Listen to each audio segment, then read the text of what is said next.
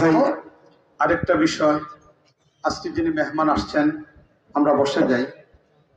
এই মেহমানের সবচেয়ে বড় পরিচয় হলো তিনি তো নবী পরিবারের মানুষ, আওলাদ রাসূল কুতুব আলম শেখুল ইসলাম মাদানী রাহিমাহুল্লাহ, উনার নাতি, যার গায়ের রক্তে রাসূলের রক্ত রয়েছেন।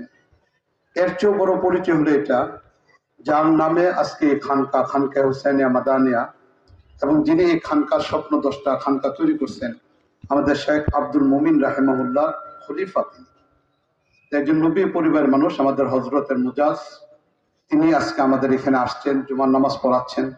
এটা একদিক থেকে খানকার জন্য, ওটা ওনারই খানকা, ওনার পীর সাহেবের খানকা। এই খানকা উনকে পীর কে হ্যাঁ, হাম জো হ্যাঁ উনকে সাথী হ্যাঁ। তো হজরত এখানে আমাদের হজরতের খলিফা যে আছেন, আমাদের হজরত খেলাফত দেওয়ার ব্যাপারে খুব কঠোর ছিলেন। 26 জনকে হজরত খেলাফত দিচ্ছেন, এর মাঝে উনি হলেন একজন। ঠিক হ্যাঁ ইনশাআল্লাহ, আবি হজরত তাকরীর করেंगे ইনশাআল্লাহ। বিসমিল্লাহির রহমানির রহিম।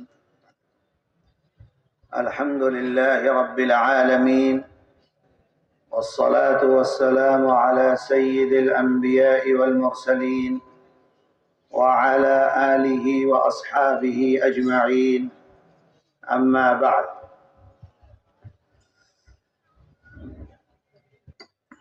علماء إكرام،